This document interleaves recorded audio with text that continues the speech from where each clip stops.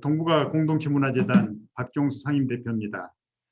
금년 또 제4차 정책 세미나를 시작하겠습니다. 오늘 제4차 정책 세미나에서는 러시아의 입장을 집중적으로 논의하고자 합니다. 발제자로 한국에서 가장 가까운 유럽, 블라디보스톡 극동연방대학의 바짐 아쿨렌코 교수님을 모시겠습니다. 그리고 오늘 두 분의 토론자를 모시기로 했습니다. 이 주제에 가장 전문성 있는 그런 분으로 정평나 있는 성공회대 김창진 교수님과 그리고 한림대에서 강의 중인 극동연방대 출신 바진 슬레천코 교수님 두 분을 모시겠습니다. 발제 시간은 25분, 토론은 각각 10분으로 하고 남은 시간은 줌으로 참석하신 여러분들과 질의응답 시간을 갖겠습니다. 그러면 바짐 아쿨렌코 교수님의 발제가 있겠습니다. Good evening, as I already was mentioned. My name is Vadim Akulenko. I am senior lecturer at the Institute of Oriental Studies of Far Eastern Federal University, Vladivostok. And first of all, I want to say that it is a great pleasure of mine to give a talk on this seminar. And also, I want to thank everybody who arranged this event and invited me to be part of it. And also, I think I should apologize for my terrible Russian accent, because during this COVID-19 times, it's very difficult to give a talk in such a good seminar or conferences. And today I'm going to talk about the history of the prospects of Russian participation in the Great Tumen Initiative during the Biden administration. So, Great Tumen Initiative, or GTI, is an important international forum that promotes the infrastructure development of the south of the Russian Far East region, and may be called as the only form of regional economic cooperation that has moved from the category of theoretical concept to the stage of practical implementation. From the very beginning, Russia has shown interest in the Tumen River Area Development Program, or TRADP, approved by United Nations Development Program as a part of regional program of assistance to the countries of Northeast Asia for 1992-1996. In November 1991, the People's Republic of China, Mongolia, DPRK, and the Republic of Korea approached Russia and Japan with an offer to join the Tumen River Area Development Program. In 1995, the founding countries signed an agreement on the establishment of the Advisory Commission. It is the government body of the Greater Tumen Initiative, which meets annually at the level of the foreign economic departments of the member countries and is the driving center of the GTI. It defines and updates GTI tasks and as well as monitors their implementation. Since the creation of the program and throughout the subsequent period, the UN Development Program has provided significant support to GTI. In the course of the Tumen River Area Development Program implementation, a number of specific infrastructure projects were implemented, opening optimal routes through the ports and railways of Russian Far East. Among them is the international passenger route from Sokcho to Khunchun via the Russian port of Zarubina, which I used very often when I was a student and early career scholar. Unfortunately, this route doesn't exist anymore. Instead, so-called Don-He-Vladivostok ferry line was established. In September 2005, the participating countries of the program decided to extend the validity of Tumen River Area Development Program until 2015, changing its name to Greater Tumen Initiative. In addition, they agreed to establish a business advisory board and general fund to finance the GTI Secretariat through their contributions of their member countries, encourage private sector participation, and focus cooperation on areas such as transport, energy, tourism, investment, and environmental protection. Slide 3, please. Geographically, the area of the economic basin of the Tumen River includes part of the territory of Primorsky Krai of Russian Federation, Vladivostok, Nakhodka, Port Vostochny, Port Zarubina, the provinces of the People Republic of China, Inner Mongolia, and so-called three northeastern provinces. Rajin-Sanbon Economic Special Zone of DPRK, the eastern provinces of Mongolia, and the eastern ports of the Republic of Korea, Pusan, Sokcho, Ulsan, and Pohan. During this period, GTI has become positioned as universal international economic organization and intergovernmental region mechanism for cooperation in Northeast Asia of the four participant countries: China, Mongolia, South Korea, and the Russia. The agreement reached in September 2005 was secured in the agreement of intent between governments of Russian Federation, People Republic of China, Republic of Korea, Mongolia, and the United Nations Development Program on Arrangement for the Greater Tumen Initiative. Next slide. In accordance with the decree of Government of Russian Federation of August 25, 2008, the Russian Federation participates in the activities of GTI. The Ministry of Economical Development is the agency that coordinates the activities of the Russian Federal Executive Authorities for the implementation of Russian participation in the GTI. Japan periodically participates in GTI events as an observer. Unfortunately, on May 5, 2009, the DPRK, or North Korea, announced the termination of its participation in GTI due to adoption by the UN Security Council of acts that infringe on the sovereignty of DPRK. The main goal of GTI is to increase the attractiveness of mainland of Northeast Asia for international investment, trade, and business in order to achieve sustainable social, economic, environmentally friendly development of the region. Next slide, please. The main area of cooperation within the framework of GTI are trade facilitation, creation of development of transport infrastructure, and tourism based on the active attraction of foreign investment, organization of transit cargo, passenger transport in region, development of regional trade and scientific and technical ties, inclusion of Great Tumen Initiative territories in the sphere of foreign economics relations of the Asia-Pacific region, issues related to the environmental conservation, as well as the implementation of research projects in the field of advanced training in the field of transport, energy, trade facilitation, tourism, and environment. Next slide, please.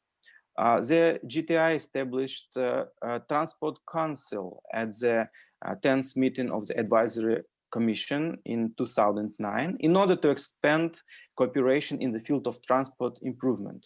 The member countries of the initiative confirmed the regional transport network as the main priority of cooperation aimed at the development of construction of key regional transport corridors connecting the main ports, railways, and highways in the Tumen region in order to reduce the transport costs of moving goods and people. In the 2018 Ulaanbaatar Declaration, the GTI countries reaffirmed the importance of improved transport corridor managed in the Northeast Asia. It is worth noting such projects for the development of transport infrastructure in the Northeast Asia region as the restoration of traffic on the Hunchun-Makhalina railway line, the reconstruction of the seaport in Troitsa Bay, the connection of the Trans-Siberian Railway with the Trans-Korean Railway, and development of the port of Rajin. And the recent I would like to highlight the project of the reconstruction of the Makhalina-Hunchun railway border crossing, the first stage of which is planned to be completed by the August 2021. After the completion of the second stage, it will be possible to increase transportation from 4 to 8 pair of trains per day, as well as to increase the length of the train passing through the border crossing up to 61 conventional cars against 45 at present. Even during the coronavirus pandemic, the cargo turnover of the Makhalina-Hunchun border crossing increased by 27% compared to 2019, exceeding 2.6 million tons. The main volume of transportation was accounted by the Russian coal. It is also important not to mention, it is also impossible not to mention Rason Contrans joint company, the only Russian North Korean joint company that fully in the, during my last visit to the enterprise in 2019, together with the university students, we had the opportunity to personally see the real functioning of the company, as we say in Russian, not only on paper. If it were not for the coronavirus pandemic, our students would most likely to undergo practical training at the Rosatomcontrans right now. The development of multimodal transport routes, Europe, Western China, and multimodal transport corridors, Primorye 1 and Primorye 2, is of great interest for the entire Eastern Asian region. They will help to increase the volume of mutual trade and development their adjacent territories. The implementation of transport infrastructure projects contributes to the creation of favorable conditions for the development of the border infrastructure of international transit transport, as well as trade, investment, and tourism relations between the region of the Northeast Asian countries. Next slide. GTI members countries recognize the importance of creating and enabling environment for trade investment in the region. The 2017 Moscow Declaration confirmed the importance of removing cross-border barriers and improving the terms of trade and investment in Northeast Asia. At the present stage, GTI aims to create and enable environment for attracting investment to the region and strengthening the dialogue between the parties, the private and public sector. As one of the recent results, the project of construction of grain terminal in the port of Zarubino can be mentioned. Next slide, please. GTI also offers expanded cooperation in the tourism sector, which is reflected in the 2018 Bator Declaration. The member states are committed to harmonizing tourism politics, simplifying border formalities, and introducing tourism products for many countries. The Greater Tyumen Initiative Tourism Board brings together public and private stakeholders, as well as experts, to help identify priorities for regional tourism development. At regularly conducted tourism forums, GTI member countries regularly discuss their region's pressing problems in attracting tourists. Next slide, please.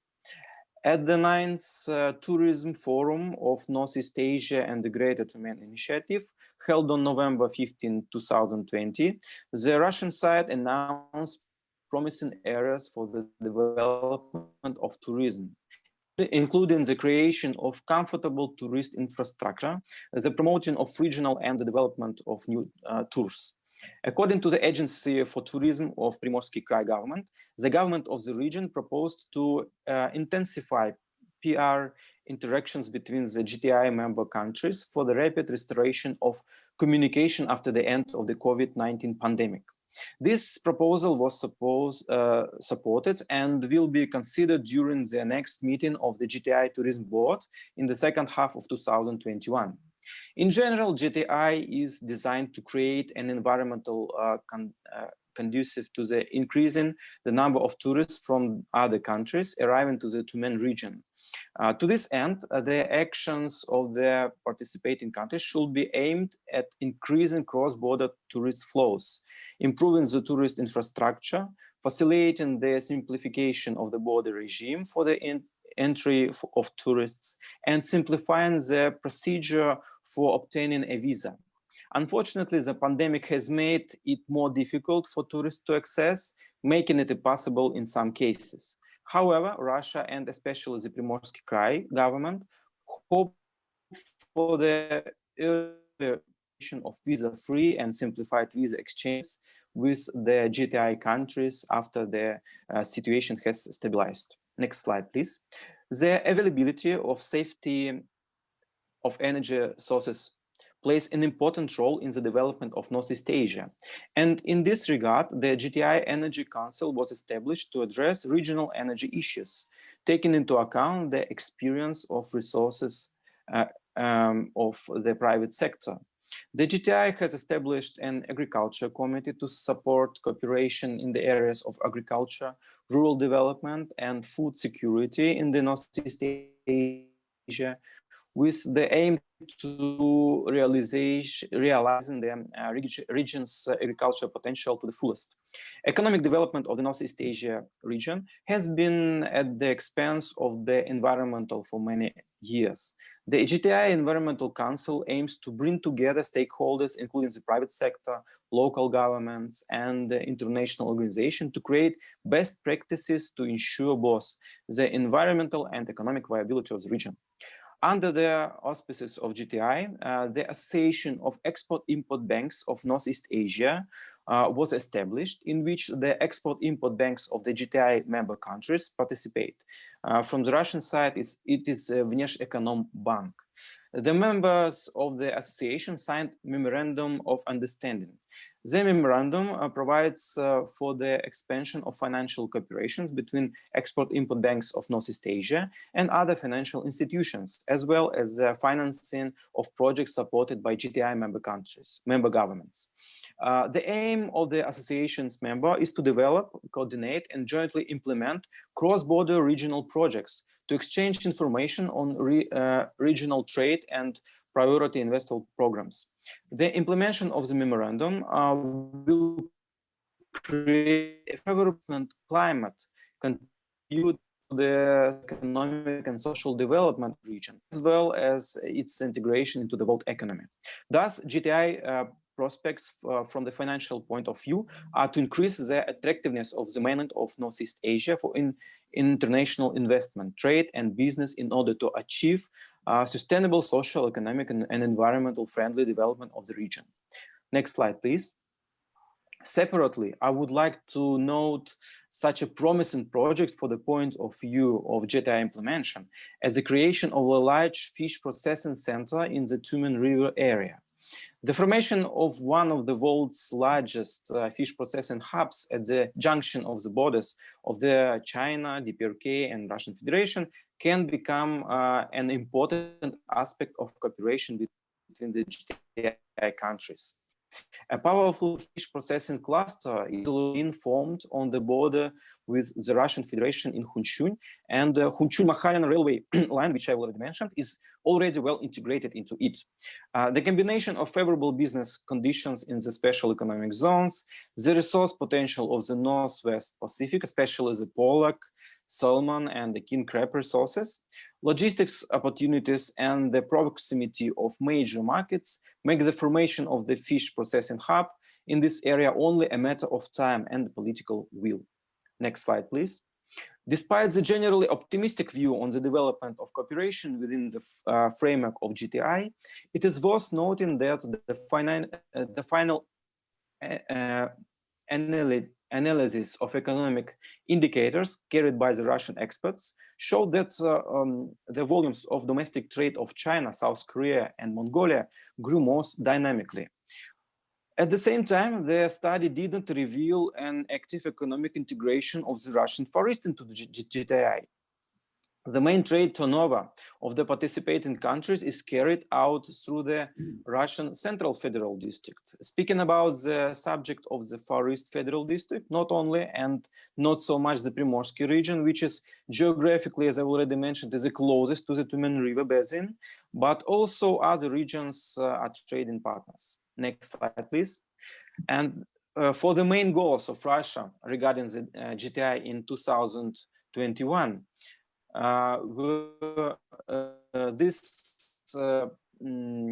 were announced on the December 16, 2020 at the meeting of the 20th session of Advisory Commission of the Great Tumen Initiative by Natalia Stapran, Director of Department for Multilateral Economical Cooperation and Special Projects. Director Stapran stated that sustainable and green economic recovery after the pandemic, as well as inclusive territorial development with the emphasis on the remote and rural areas, were proposed as promising areas for cooperation.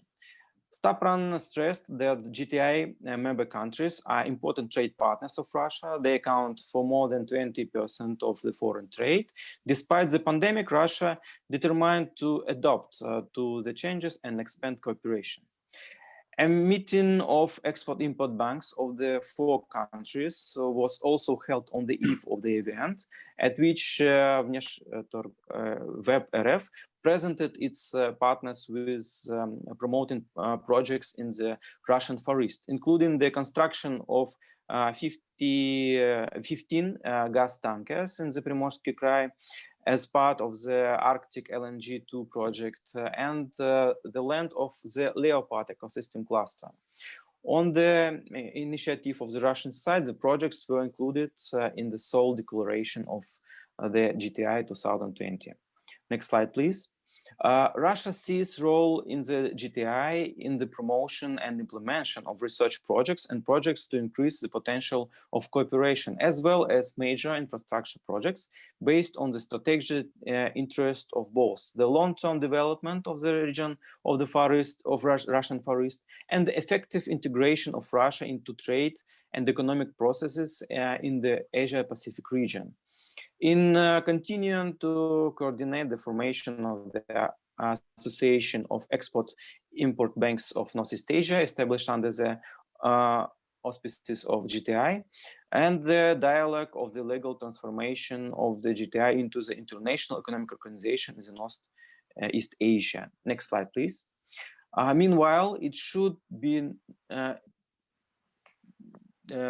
I should mention that Russia Federation intentions in the development of GTI projects is closely related to the situation on the Korean Peninsula, the northern and eastern coastal part of which is integral part of the economic basin of Tumen River.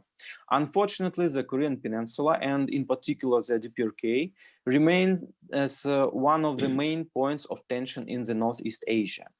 The United States remains an important player in resolving the nuclear issue on the Korean Peninsula, and the attempts of the previous administration of United States, Barack Obama administration, Donald Trump administration, as we know, failed. The current Biden administration, in turn, has already stated that it does not intend to follow the policy of its predecessors, while continuing to seek the complete denuclearization of Korean Peninsula. Next slide, please.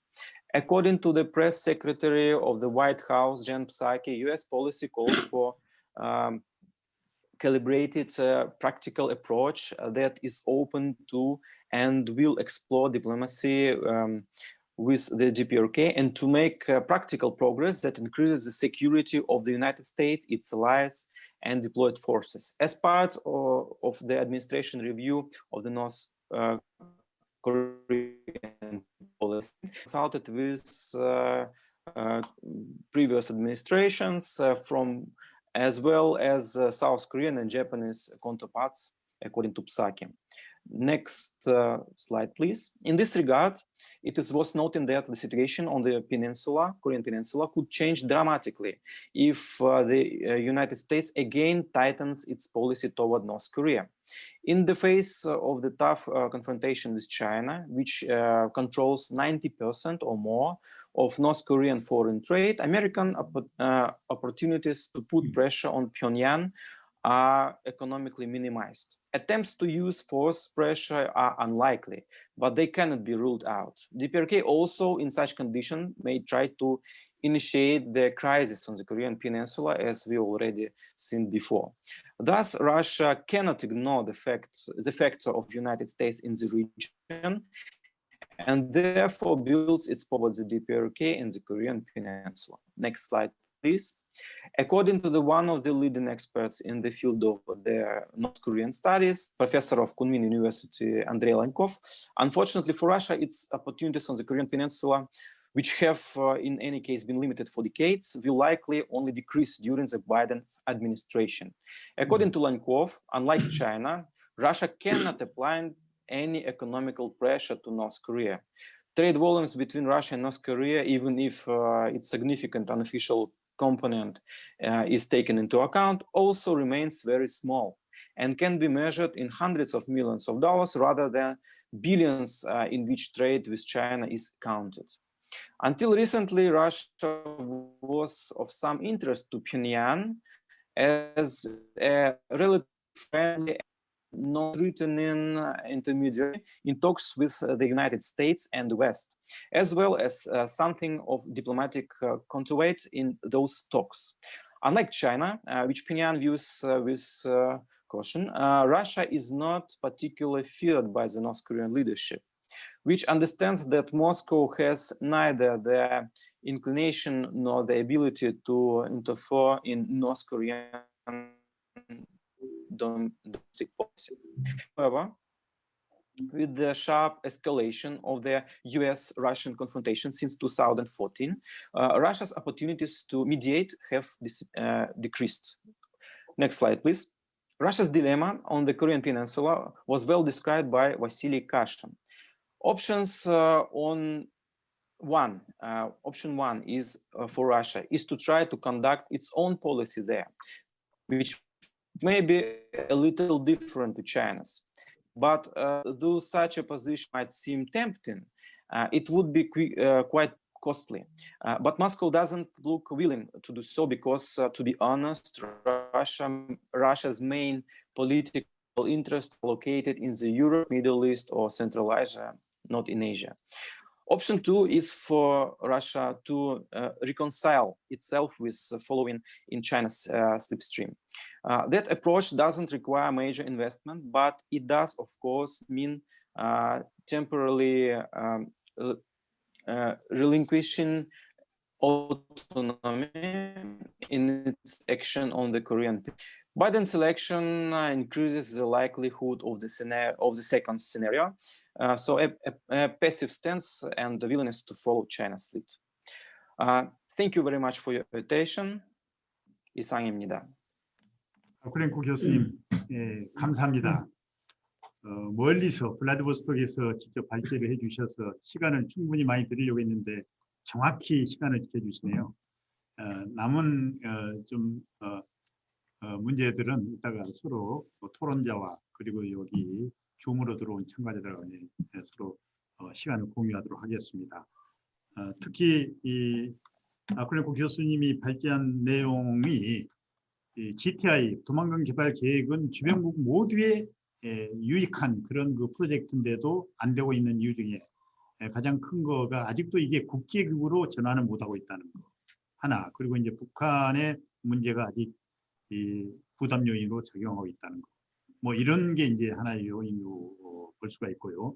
그리고 현재로서는 러시아의 입장이 오히려 중국의 그 입장하고 같이 가지 않겠냐, 특히 바이든 시대에 이런 식으로 이제 전망을 하셨는데 이런 문제에 대해서는 토론자 두 분과 그리고 조모에 참가하신 분들과 더 의견을 나누도록 하겠습니다. 다음 토론해 주실 분은 김창진 교수님을 모시겠습니다.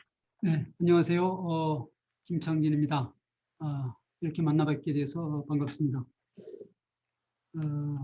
마침 아쿠렌코 교수님 감사합니다. 광역 도망강 개발 협력 계획의 내용과 그 전개 과정, 또 현 단계, 또 어떤 성과와 한계가 있었는지 아주 잘 정리해 주셔서 크게 도움이 되었습니다. 저는 아쿠렌코 교수님이 마지막으로 언급하신 그 국제적인 환경 한반도의 상황에 관한 이야기부터 시작을 해볼까 합니다. 다시 말해서 오늘 발제하신 내용에 대해서 조금 큰 그림, 동북아 지역의 전반적인 국제정치 상황에 관한 이런 말씀을 드리면서 마지막에 저의 어떤 구체적인 질문과 제안을 드리는 것으로 해보겠습니다. 아마 그 GTI 구상의 구체적인 프로젝트나 정책에 관한 내용은 두 번째 토론하실 바진 슬랩첸코 교수님께서 더 자세하게 말씀해 주실 것으로 믿습니다. 전체적으로 볼 때 1990년대 이후 탈냉전 시대에 그 유일하게 제한된 광역 도망강 유역 개발의 시도는 지금까지로 볼 때 전반적으로는 좀 좌초 상태에 있다. 이렇게 평가를 할 수가 있겠고, 그렇지만 이제 부분적으로 국가별로는 북한과 중국과 러시아 또 한국 등 부분적인 국가별로는 개별 국가별로는 좀 협력이 부분적으로 이어지고 있고 성과도 나타났다. 이렇게 평가할 수 있지 않을까 하는 그런 생각이 듭니다. 그러면 이렇게 전반적인 좌초 부분적인 성과로 요약할 수 있다고 한다면 그 이유는 무엇일까? 를 큰 동북아 지역 전체 관점에서 보자면 역시 그 국제개발협력의 필요성이나 구상 자체가 비현실적이었다기보다는 1990년대 이후 동북아 지역에서 전개된 국제정치와 안보 상황, 구체적으로는 이 북핵 문제라고 불리는 이런 한반도 상황의 불안정, 북한과 미국 관계 악화에 따른 구체적인 이런 개발협력 프로젝트의 진전을 방해하는 제약하는 구조적인 요소들이 상존하고 있기 때문에 이 문제가 그렇게 개별적 부분적 성과에도 불구하고 전체적으로 GTI 구상이 애초에 설정했던 또는 기대했던 목표에 크게 미달하는 이런 상황이 있지 않은가라고 하는 생각이 듭니다. 다시 말하면 1990년대 초반에 한국과 소련이 수교가 이루어지고 1990년에 그 다음에 한국과 중국이 1992년에 수교가 이루어졌지만 바로 이어서 가장 바람직하게는 북한과 미국, 북한과 일본의 수교라고 하는, 한국에서는 이거를 4강의 교차 승인이라는 표현을 쓰고 있습니다만 한반도 주변에 4개의 강대국이 한반도에 있는 2개의 정부를 승인함으로써 서로 외교 관계를 맺고 한반도 상황이 안정되었다고 한다면 GTI 구상이 다소 뭐 전개 과정에서 문제나 장벽이 있었을 수 있지만 큰 성과를 거둘 수도 있었을 것이다. 그러나 한반도 상황이 그렇게 제 생각으로는 이제 속냉전, 그러니까 포스트 콜드워죠. 최근에 와서는 이게 신냉전 상황으로 전개되었고 저는 1990년대에서 2000년대 초반까지는 속냉전이다. 뭐 이렇게 생각을 표현을 하고 싶은데요. 이런 상황에서 GTI 구상이 제기되고 전개되었다라고 하는 그런 상황. 러시아는 소련의 해체 이후 국가 재건설의 중대한 과제에 직면해 있었고 북한은 위기적 고립 속에서 핵 개발에 착수하는 이런 상황이 1990년대 상황이었기 때문에 이 가장 중요한 이 러시아와 북한이라고 하는 두 나라의 어떤 상황이 GTI 구상에 적극적으로 참여할 수 있는 그런 상황이 되지 못했다라고 하는 것이 매우 크지 않는가.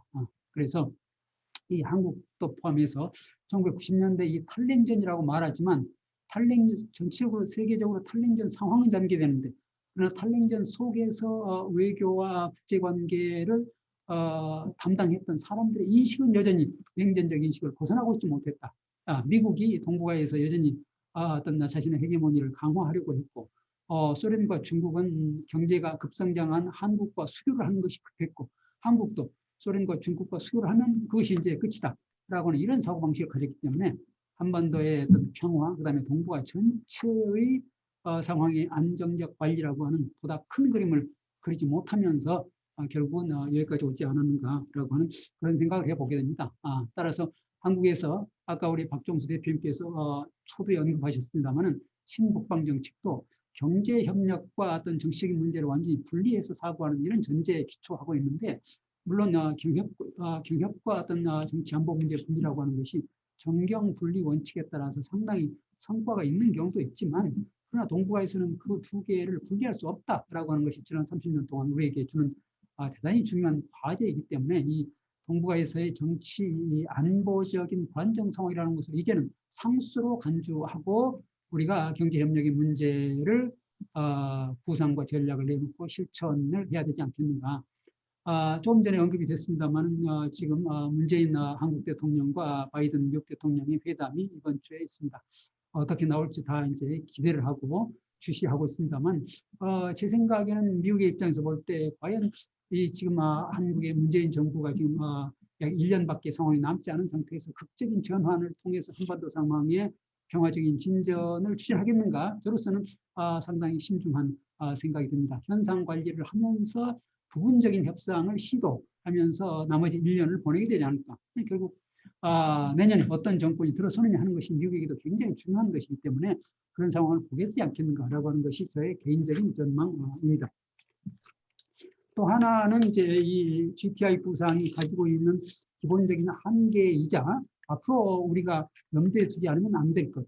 한국의 신북방 정책도 그러하고 또 러시아 쪽 입장에서도 이 GTI나 또는 극동 연해주 개발에서도 염두에 두지 않으면 안 될 것은 국가적 차원의 또는 대기업 차원의 경제 협력이 주로 강조가 되고 이 북한이라든가 두만강 위역에 사는 러시아인들, 중국인들, 구체적인 지역 주민들의 어떤 생활의 문제, 삶의 질의 개선 문제, 그들이 이런 거대한 국제 개발 협력에 참여하는 이런 이니셔티브의 문제는 거의 고려되고 있지 않다.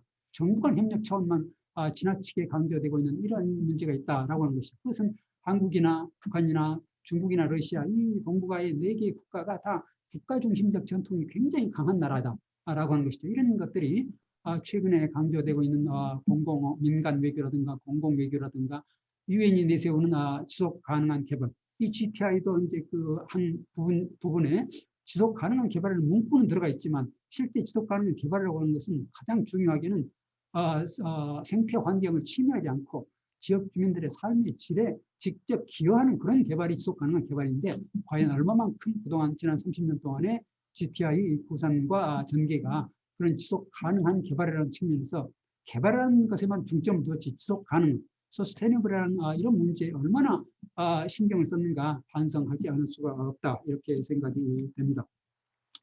러시아의 GTI 참여에 관해서 잠깐 언급을 하자면은 지난 10년 동안 아시아 태평양 정상회담을 지금 보통 연해주에서 열고 또 매년 지금 코로나로 잠시 중단됐습니다만 동방경제 포럼을 러시아 연방정부 차원에서 여는 등 과거에 비해서 러시아 연방정부는 이 극동 개발에 대해서 상당히 전향적 입장을 보여주고 있습니다. 그럼에도 불구하고 실제로 얼마나 극동 지역의 개발에 러시아 연방정부의 전략적 투자 또 국제적인 협력의 노력이 진행되어 있었는가라고 하는 것을 보면 상당히 좀 안타까운 상황이 있고 연해주 정부도 거기에 대해서 그렇게 적극적인 이니셔티브를 발휘하지 못하고 있는 것이 아닌가라고 하는 안타까운 생각이 듭니다. 물론 최근에 저희들이 들은 뉴스에 따르면은 연해주 정부와 핫산 군 정부가 이 관광 문제에 대해서 굉장히 적극적인 정책을 발표했다는 뉴스를 듣고 저희 한국에서도 상당히 반가운 마음이 들었습니다. 앞으로 이런 연해주 정부와 핫산 군 정부와 같은 이런 적극적인 정책적 이니셔티브가 좀 더 실질적인 실천으로 발전되기를 바라고 그런데 그것은 이제 연해주 정부와 핫산 군 정부 정도의 이니셔티브만 가지고는 온전하게 충분히 만족스럽게 전개될 수가 없기 때문에 주변 국가들과의 어떤 협력이 반드시 필요한 것인데 이미 뭐 중국은 스스로가 엄청난 그 자본과 엄청난 그 인력, 인구 자원으로 계속해서 이제 관광을 뭐 스스로가 밀고 나가고 있는 너무 심하게 밀고 나가서 오히려 경계의 대상이 되는 상황에 있는데 한반도의 남한과 북한과 러시아가 3자 협력을 통해서 이런 중국의 과도한 개발이 가져올 수 있는 러시아 정부가 이미 경계하고 있는 이런 것에 대한 균형추의 역할을 할 수 있는 그런 관점에서도 한반도와 러시아의 어떤 2자 또는 3자 협력이 보다 적극적으로 추진되어야 되는 것이 아닌가라고 하는 그런 생각을 보게 됩니다.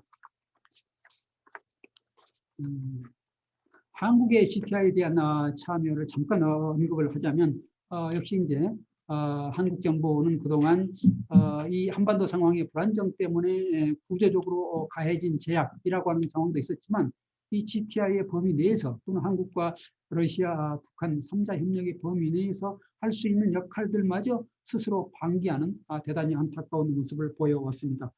다시 말하면 2000년대 초반에 어떤 북한의 라진과 부산의 항로가 개발되었음에도 불구하고 2010년 이명박 정권이 이른바 5.24 조치로 그것을 스스로 문을 닫아버리는 이런 조치를 취했고 또 2015년에는 이제 러시아의 석탄을 라진 항에서 남한으로 시험 운송하기도 하는 이런 성공적인 프로젝트가 추진되었음에도 불구하고 박근혜 정부가 2016년에 그런 프로젝트의 불참을 스스로 선언하면서 라선을 통한 라진 선봉 지역을 통한 이 GTI 또 남한과 북한, 러시아의 3자 협력의 기회를 스스로 문을 닫아버리는 이런 안타까운 모습을 보고 있습니다. 그 대신에 한국의 몇몇 대기업과 중소기업들이 노력으로 지금 러시아 극동 연해주 지역에서 농업, 조선, 그다음에 에너지 수송 분야에서 나름대로 성과를 내고 있는 그런 모습들을 우리가 보고 있습니다. 이제 올해 연말까지 아마 코로나 사태가 진정될 것으로 보이는데 내년부터 보다 가시화될 이런 한반도와 또 방역 두만강 위협 개발 협력 사업에 한국 정부가 거의 내년부터는 이제 새로운 정부가 되겠습니다만은 보다 적극적으로 이 시민사회와 정부 기관들이 협력을 해서 이런 GTI뿐만 아니라 한러, 북러, 북중러 이런 삼각, 사각 협력이 조금 더 진전되기를 바라는 마음입니다.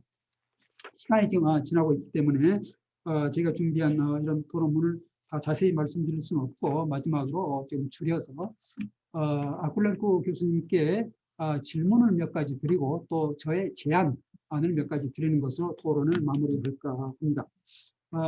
질문인데요. 아까 말씀드린 대로 최근에 연해주 정부와 핫산군이 적극적으로 관광 개발 사업을 하겠다라고 하는 뉴스가 보도가 되었습니다. 그런데 이에 대해서 러시아 연방 정부, 특히 이제 이 극동 지역과 관련된 극동 개발부의 어떤 입장이나 정책은 어떤 것인지, 다시 말하면 이게 러시아 연방 정부의 적극적인 지원이나 승인 이런 것이 없이 소극적 방관 상태에서 연해주 정부와 핫산군의 이런 노력만으로 얼마나 성과가 가능할지라고 하는 생각을 해보게 되는데 거기에 대해서 좀 답변을 해주시면 감사하겠습니다. 또 하나는 이 러시아 연방 정부의 어떤 극동과 연해주의 종합적인 개발 계획, 다시 말하면 러시아의 국가 입장에서의 극동과 연해주 개발 계획과 동북아 지역의 어떤 국제 개발 협력 프로젝트인 GTI 구상은 무슨 관련이 있는가, 어떤 상관성이 있다고 보는가 라고 하는 그런 생각에 대해서 좀 물어보고 싶습니다. 마지막 세 번째 질문은 제가 최근에 다른 회의에서 아주 중요한 코멘트를 들은 것인데 한번 확인해 보고 싶은데요. 한국에서는 2000년대 초반에 노무현 정부 이래로 동북아 공동체 구상이라는 이런 개념이 학자들 사이에서 그다음에 정부 차원에서 계속 제기되어 왔습니다. 실제로 이루어진 것은 별로 없습니다만 계속 제기되고 있는데 러시아 입장에서 한국의 이런 신북방 정책이나 동북아 공동체 구상에 대한 러시아인들의 생각, 반응, 입장 이런 것은 어떤 것일까 궁금한 생각이 들어서 질문을 합니다. 질문에 답변에 준비해 주시는 동안 제가 몇 가지 제안을 하려고 하는데요. 이제 코로나 사태가 진정되고 다시 이 GTI를 비롯해서 한반도와 러시아의 어떤 여러 국제적인 협력 사업들이 본격화될 것으로 생각이 됩니다. 우리 아콜렌코 교수님이 마지막으로 말씀해 주신 제9차 어떤 동북아 관광 포럼도 굉장히 중요한 출발점이 될 것으로 생각됩니다만 가장 쉽게 국가 간의 이해관계가 충돌하지 않고 가장 쉽게 시작할 수 있는 것이 역시 관광 분야가 아닌가라고 하는 그런 생각이 듭니다. 그래서 저는 구체적으로는 이 연해 주정부와 핫산 군과 함께 이 한국의 정부와 시민사회와 함께 이런 이 크라스키노 지역의 이 접경지대를 중심으로 생태, 역사, 문화 지구를 건설을 본격화하면 어떤가라고 하는 생각이 듭니다. 이미 그 지역에서는 유니베라라고 하는 한국의 어떤 기업이 600만 평의 농장을 임대해서 농업 사업을 하고 있는데 그래서 그 지역은 굉장히 접경 지역이면서 동시에 태평양과 아주 가깝고 또 중국과도 가깝고 하기 때문에 이 지역을 아주 모범적인 생태, 문화, 역사, 관광 지구로 만들면 이 접경 지대인 한국인들과 북한, 중국, 러시아 사람, 일본 사람들뿐만이 아니라 이 동남아 지역, 심지어는 유럽에서도 많은 관광객을 끌어들일 수 있지 않을까라고 하는 그런 생각이 듭니다.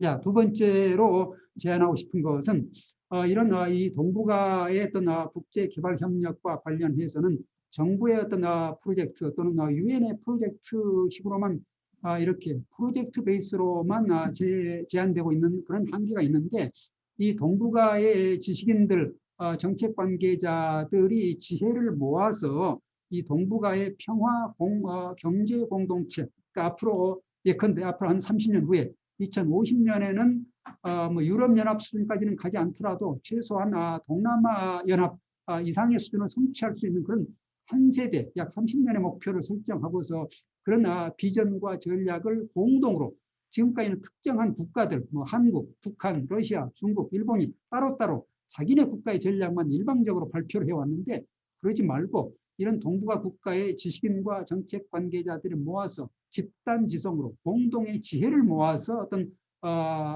동북아의 평화 공동체의 비전과 전략을 또 실천 정책까지를 아우르는 그런 것을 만들어내는 지식 공유 플랫폼을 만들면 좋겠다. 저는 그 가장 적합한 장소가 바로 블라디보스톡에 있는 극동 연방대학이라고 생각이 됩니다. 그래서 한국의 어떤 그런 지원, 또 러시아의 어떤 그런 참여, 중국의 참여, 일본의 참여, 또 몽골의 참여, 북한의 참여까지 이끌어내는 그런 좀 거대한 그런 동북아 공동의 지식 공유 플랫폼 연구소를 한번 본격적으로 올해부터 준비해서 내년부터 좀 어떤 실전적인 그런 건설 단계에 들어가면 어떨까라고 하는 제안을 하면서 제 토론을 마치도록 하겠습니다. 고맙습니다. 두 번째 관점이 무엇이냐면 미국의 경제 제재의 부정적인 영향을 이렇게 덜 받지 않은 분야, 그 분야에 대해서 생각해봤는데 그 결과적으로는 그것은 운송 인프라 구축과 그리고 러시아 에너지 강국이기 때문에 그래서 에너지 분야 이 두 분야로 제가 정리를 해봤습니다. 이 우선 그 운송 인프라 구축이면은 러시아가 그 분야에서 GTI 구상 일환으로는 잘 협력하고 있습니다. 그 소위 말해서 어떤 프로젝트냐면은 국제 운송 회랑입니다. 러시아는 지금 그 광활한 그런 영토를 가지고 있음에도 불구하고 그리고 모든 국제 운송들은 러시아를 우회를 해서 러시아를 지나가지 않기 때문에 그래서 러시아가 최근에 그 4개의 국제 운송 회랑 사업을 지금 추진하고 있는데 그 하나의 국제 운송 회랑은 지금 연해주를 통하고 있습니다. 그래서 그것은 소위 프리모리아 1, 프리모리아 2 프로젝트인데요. 그래서 그 프로젝트는 굉장히 좀 러시아가 중요시하게 여기고 있습니다.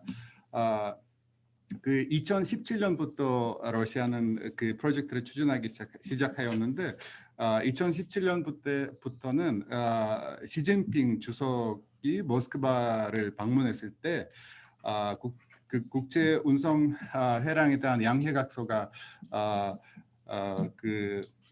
체결이 되었고요.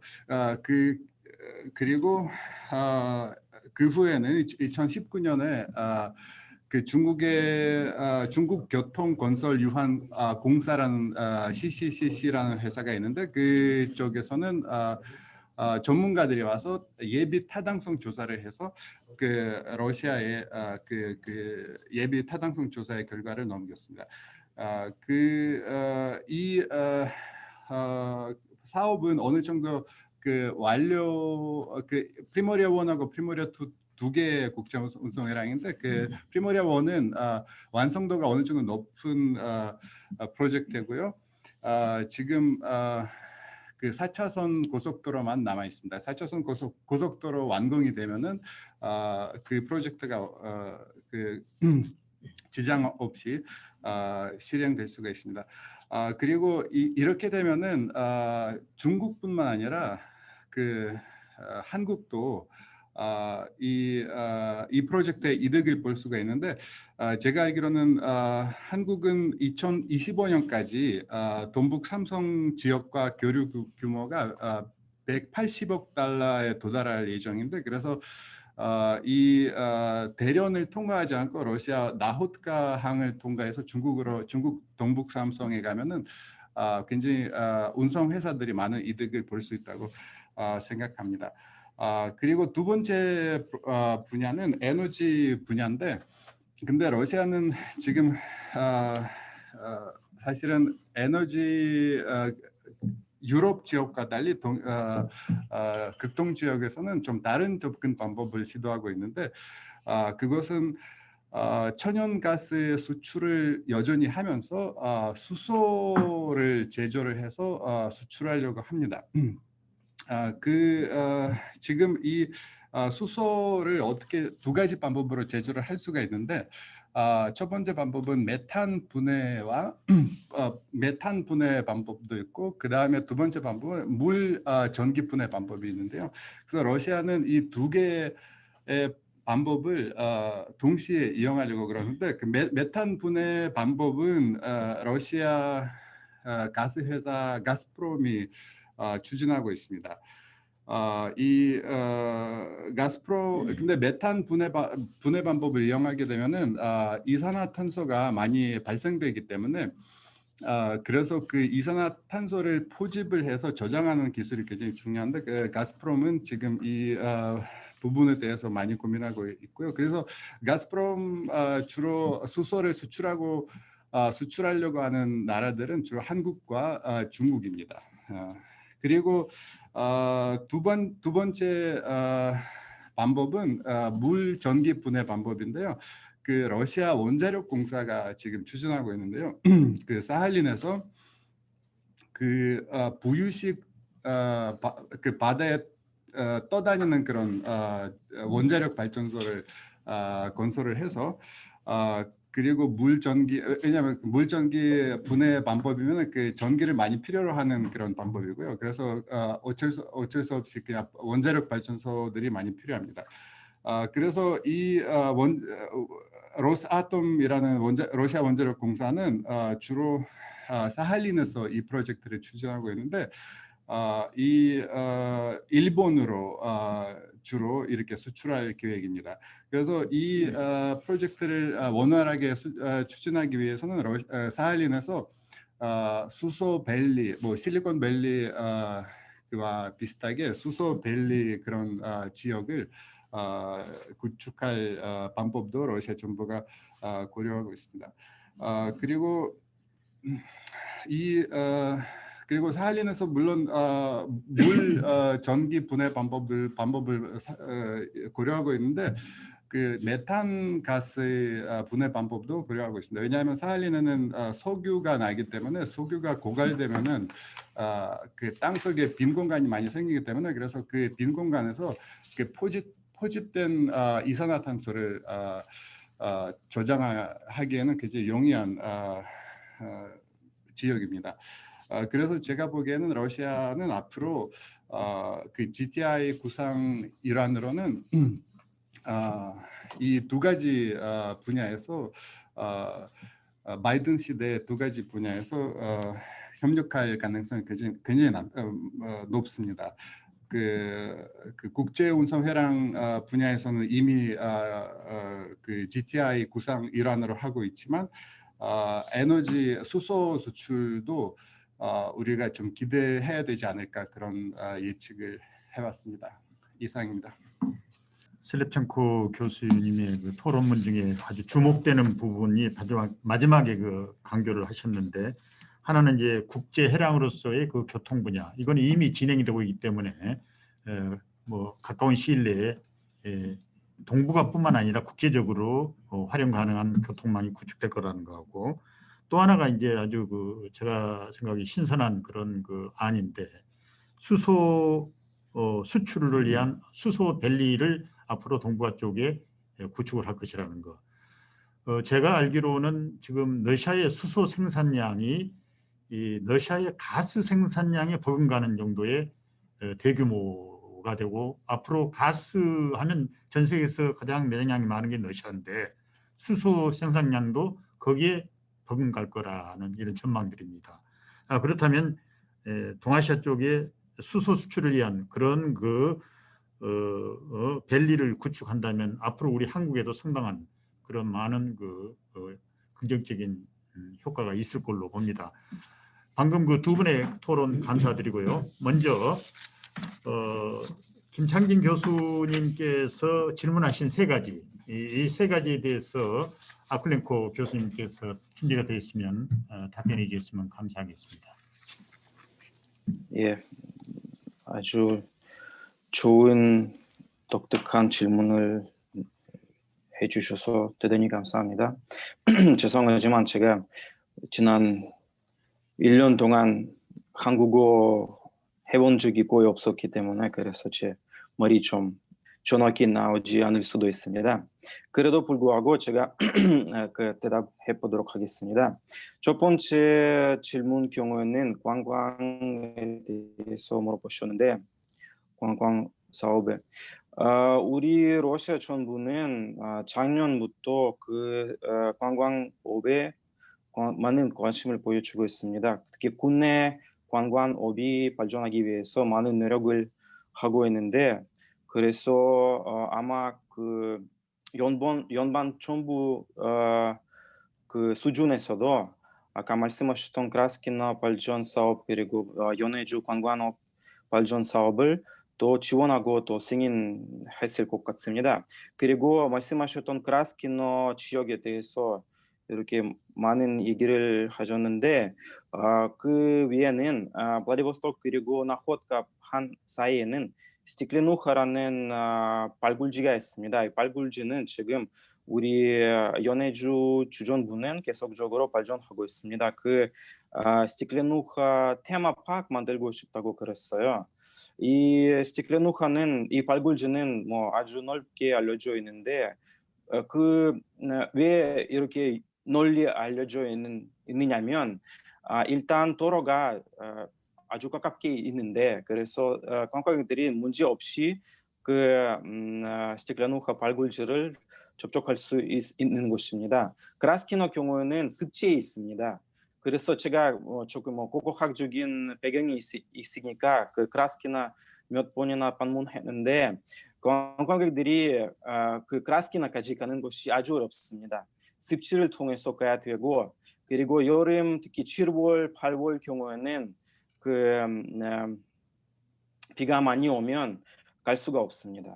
특히 하산 지역 경우에는 아마 재작년인가 태풍 때문에 일주일 동안 일반 사람들도 하산 지역까지 갈 수가 없었습니다. 도로가 다 파괴되었으니까 그래서 크라스키나 지역 이렇게 집중적으로 생각하시는 것도 좋지만 블라디보스토크 북쪽에 있는 스티클레누카 슈코타와 그 지역에 생각하시면 좋을 것 같습니다. 그리고 아까 얘기했던 것처럼 연방 정부 수준에서도 우리 주정부 이니셔티브 지원하고 승인했다. 두 번째 질문 경우에는 GTI 러시아 극동 지방 발전 계획에 무슨 자리를 차지하고 있는지 하면 솔직히 말하면 제가 공개된 제가 볼 수 있는 정부가 발급한 서류를 살펴보니까 극동 지역 발전 계획에서는 GTI와 관련 언급이 거의 없습니다. 그래서 저 보기에는 제가 전문가 아니지만 특히 정치학에서는 아마 정부에서는 그렇게 집중하게 극동 지역 개발 그리고 GTI 연결하지 않습니다. 그 외에는 제가 자기 발표를 했을 때 이 문제를 벌써 알려드렸습니다. 우리 전문가들이 지난 10년 아니라 20년 결과를 지수를 분석해 보니까 극동 지역은 GTI 회원 국가와 협력이 지속적으로 발전하지 않습니다. 극동 지역보다는 러시아 중부 지역은 또 활발하게 자기 뭐 현역을 발전하고 있어요. 세 번째 질문 대해서는 제가 극동에서 살고 있는 사람이라서 신북방 정책에 대해서 잘 알고 있는데 그 러시아 중부에 살고 있는 사람들 아마 거의 알지 못합니다. 근데 극동에서 살고 있는 사람들 계속 뭐 뉴스에서나 뭐 다른 언론에서나 다른 무슨 방송에서 그 신북방 정책에 대해서 알고 있고 그 외에는 북방 정책에 대해서 우리 돈방 포럼에서 계속적으로 얘기하고 있잖아요. 지난 해까지 매년 진행되는 그 포럼에서 신북방 정책에 대해서 계속적으로 검토하고 있었습니다. 그래서 러시아 전문가, 러시아 극동에서 살고 있는 사람들 잘 알고 있지만 러시아 정부는 그렇지 않을 수도 있다고 생각하고 있습니다. 그리고 마지막으로서 말씀하셨던 그 지식 공유 플랫폼 대해서 말씀하셨는데 저도 이 플랫폼 만드는 것을 적극적으로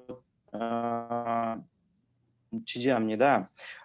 그리고 우리 극동 연만대 경우는 벌써 그런 미묘한 경험이지만 있어요.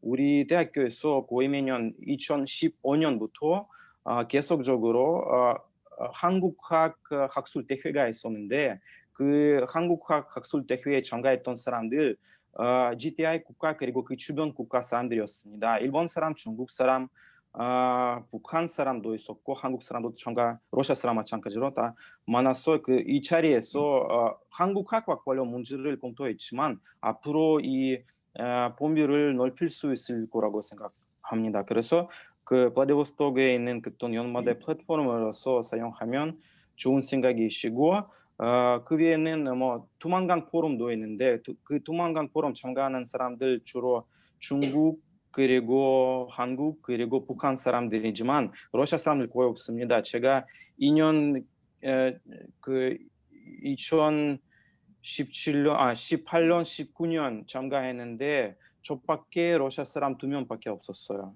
그래서 그 유감스럽게도 아주 좋은 뭐 포럼이지만 연변에 그 열리는 두만강 포럼이지만 아마 블라디보스토크에 또 뭐 비슷한 플랫폼, 비슷한 포럼 실시할 수 있었으면 또 효과적인 효과를 또 성공적인 효과를 받을 수 있을 거라고 생각합니다. 감사합니다. 이상입니다. 예, 감사합니다. 예, 이렇게 바쁘신데도 많이 줌으로 참가를 해주신 여러분께 감사드리고요. 다음 이제 세미나는 한 달 뒤에 원래는 이제 월요일 날 했는데 월요일이 너무 또 부담스럽다고 월요병 있다 해서 그래서 화요일로 3주 뒤에 세 번주죠. 매월 세 번주 화요일 이 시간에 진행을 하겠습니다. 다음 주 주제는 현대적 관점에서의 초국격 협력인 발해 해동선구 가능한가? 발해는 그 당시 때 요즘 말하면 국경이 지금 북중러 한국까지 다 포함되어 있는 거죠. 초국경 협력이 하나의 과거의 모델이었죠. 오늘날은 그게 불가능한가? 이 내용으로 여러분들과 같이 한번 토론을 할 시간을 갖겠습니다. 예, 감사합니다. 한 주 동안 즐거운 시간 되시기를 빌겠습니다. 예, 다음에 뵙겠습니다. 네, 고맙습니다.